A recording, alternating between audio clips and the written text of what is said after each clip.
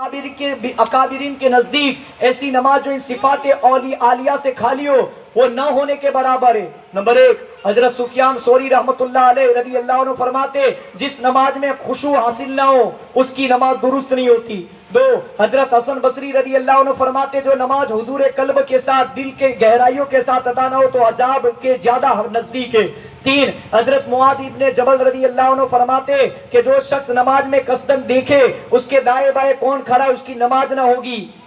اس کا مطلب کہ کوئی یہ نہ سمجھے کہ یار ابھی نماز تو آپ نے کہاں تھی پڑھی سکے۔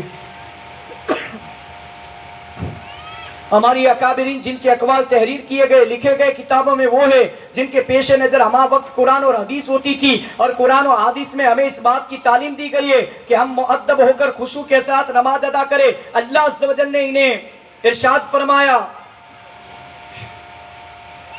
اور کھڑے ہو اللہ عز و جل کے حضور ادب سے۔ سورہ بقرہ آیت نمبر 238 ترجمہ کنز الایمان۔ بجاد نے حضرت جابر بن عبداللہ رضی اللہ تعالیٰ عنہ سے روایت کی کہ رسول اللہ صلی اللہ علیہ وسلم نے ارشاد فرمایا جب آدمی نماز کو کھڑا ہوتا ہے اللہ عز و جل اپنی خاص رحمت کے ساتھ اس کی طرف متوجہ ہوتا ہے، اور جب ادھر ادھر دیکھتا ہے تو فرماتا ہے ابن آدم کس طرح التفات کرتا ہے، کیا مجھ سے کوئی بہتر ہے؟ کون کہتا ہے؟ خدا، جس کی طرف تو التفات کرتا ہے نظر کرتا ہے، پھر جب وہ دوبارہ ایسا کرتا ہے تو ایسا ہی فرماتا ہے، پھر جب تیسری مرتبہ یوں التفات کرتا ہے تو اللہ عز و جل اپنی رحمت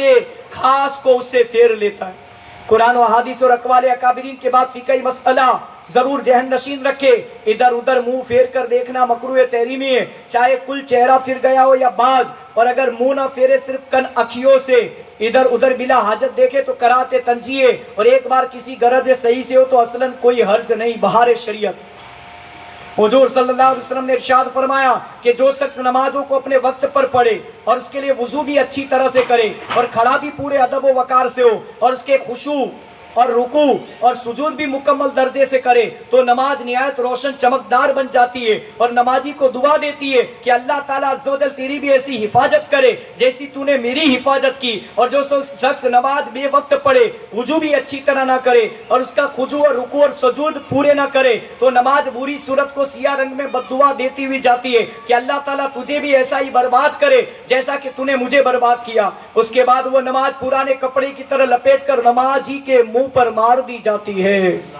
طبرانی فی الاوسط، راوی حضرت انس رضی اللہ تعالیٰ عنہ۔ بڑے خوش نصیب ہے وہ لوگ جو نماز کو اس کے شرائط و فرائض اور واجبات اور سنن مستحبات کے ساتھ ادا کرتے ہیں،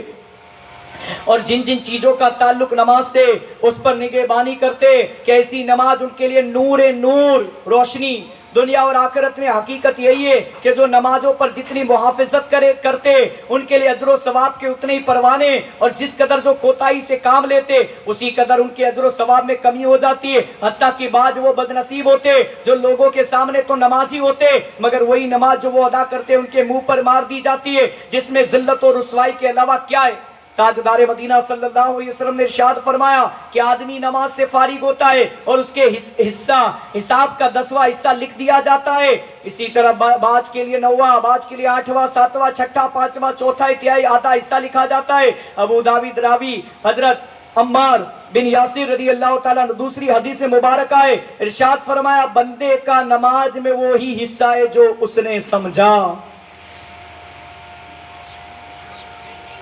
حضور صلی اللہ علیہ وسلم نے فرمایا میری امت کے 2 آدمی نماز میں کھڑے ہوتے، ان کا رکوع اور سجود ایک ہی ہوتا ہے مگر ان کی 2 نمازوں کے درمیان زمین اور آسمان کا فاصلہ ہوتا ہے۔ مکاشفۃ القلوب کتاب۔ حضرت ابن عباس رضی اللہ عنہ فرماتے غور و فکر کے ساتھ 2 رکعت پڑھنا رات بھر کے قیام سے بہتر ہے کہ جس میں دل غافل رہے۔ پیارے اسلامی بھائیوں اور ماں اور بہنوں، وہ نماز اللہ تعالیٰ عز و جل کی بارگاہ میں بہت مقبول ہے جو حضور قلب یعنی دل کے ساتھ پڑھی جائے۔ نبی کریم صلی اللہ علیہ وسلم نے ارشاد فرمایا جس نے 2 رکعت نماز ادا کی